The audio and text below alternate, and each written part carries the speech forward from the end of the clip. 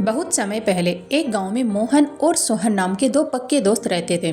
दोनों बचपन से साथ बड़े हुए थे और हमेशा एक दूसरे का साथ देते थे। उनका विश्वास इतना गहरा था कि गांव के लोग उनकी दोस्ती की मिसाल दिया करते थे। एक दिन दोनों ने वादा किया कि चाहे जीवन में कैसी भी परिस्थितियां आए, वे एक दूसरे का साथ कभी नहीं छोड़ेंगे। लेकिन समय के साथ उनके जीवन में कई बदलाव आए। सोहन ने एक बड़ा व्यवसाय शुरू कर दिया और वह अमीर हो गया, जबकि मोहन साधारण किसान बना रहा।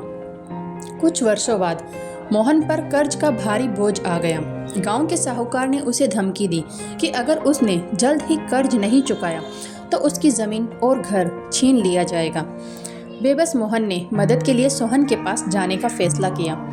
सोहन के आलीशान घर में पहुंचकर मोहन ने अपनी स्थिति बताई और मदद की गुहार लगाई।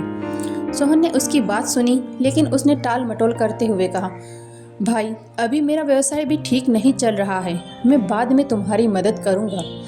मोहन को यह सुनकर बहुत दुख हुआ। उसने महसूस किया कि सोहन की अमीरी ने उसकी दोस्ती और वादे को भुला दिया है।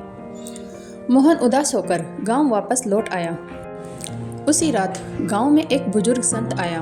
मोहन ने संत को अपनी समस्या बताई। संत ने मुस्कुराते हुए कहा, परेशानी में इंसान को खुद पर भरोसा रखना चाहिए और अपने कर्म से डरना नहीं चाहिए।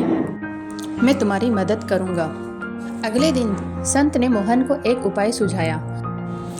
उन्होंने मोहन को गांव में सभी से थोड़ी थोड़ी मदद मांगने के लिए कहा। मोहन ने साहस जुटाया और गांव वालों से मदद की गुहार लगाई। गांव के लोग, जो मोहन की ईमानदारी और मेहनत से परिचित थे, उसकी मदद के लिए आगे आए। जब यह खबर सोहन तक पहुंची तो उसे अपनी गलती का एहसास हुआ। उसने महसूस किया कि उसने अपनी दौलत के घमंड में अपनी सच्ची दोस्ती को नज़रअंदाज कर दिया था।